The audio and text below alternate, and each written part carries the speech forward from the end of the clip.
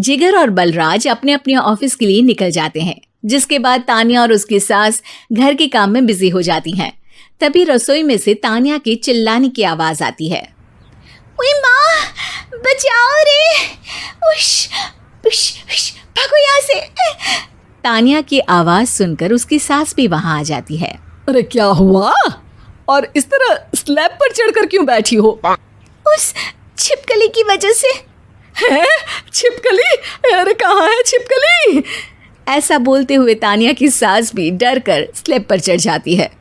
अरे जब इन छिपकलियों को घूमने के लिए हमने दीवार और छत दी है, फिर ये हमारे घूमने की जगह पर क्यों उतर आती है? मुझे क्या पता, सामने बैठी है, आप ही पूछ लो ना, साथ में भगा भी देना।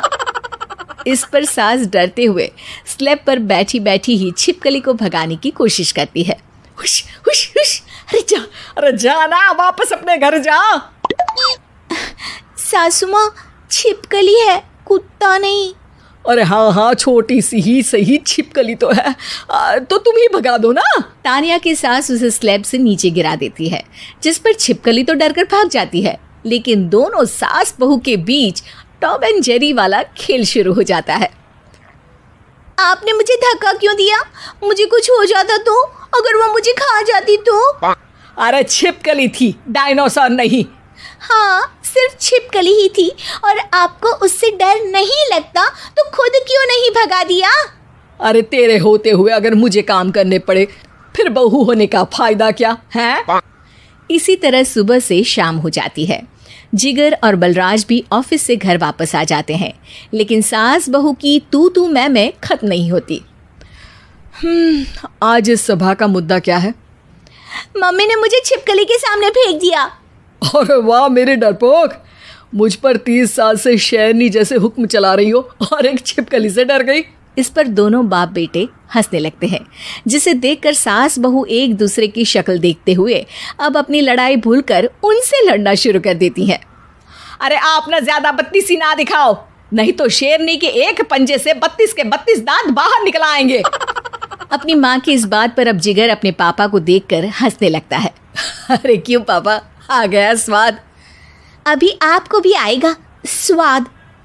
इस पर घर में सास बहू ड्रामा बंद होकर पति पत्नी नौटंकी शुरू हो जाती है, जिस पर तान्या से कहा सुनी के बीच जिगर अचानक चिल्लाते हुए कहने लगता है। कॉकरोच, इतना बड़ा कॉकरोच! हे भगवान, अब हमें इससे कौन बचाएगा?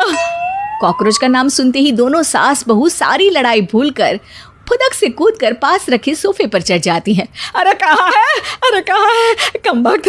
अरे उसे भगाने की जगह अनाउंसमेंट तो ऐसे कर रहा है जिससे 12:40 की आखिरी लोकल है, छूटनी नहीं चाहिए। अरे भलाई का तो ज़माना ही नहीं है।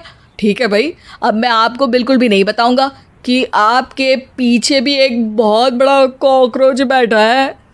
जिगर की बात पर एक बार फिर दोनों डर से उछल जाती हैं, जिसके बाद जिगर और बलराज इसी तरह कभी कॉकरोच तो कभी छिपकली का नाम लेकर उन्हें परेशान करते रहते हैं। अगली सुबह ये दोनों हमारे डर का ऐसे मजाक बना रहे थे जैसे खुद कभी किसी चीज़ से ना डरते हो।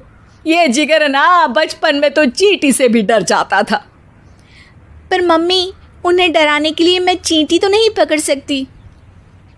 अरे पागल औरत, इतना बड़ा होकर क्या वो चींटी से डरेगा?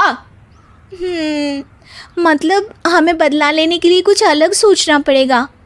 अरे वाह, क्या ब्रांड न्यू न्यूज़ दी है। सोचो अब।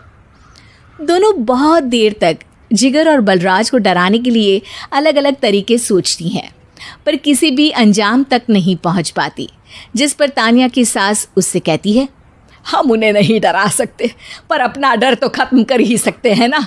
अगर हमारा डर ख़त्म हो जाएगा तो फिर वो अपने मज़े के लिए किसे डराएंगे और इसी तरह उनका पचका हो जाएगा। हाँ, नाइस आइडिया, पर मुझे इससे डर क्यों लग रहा है? सास की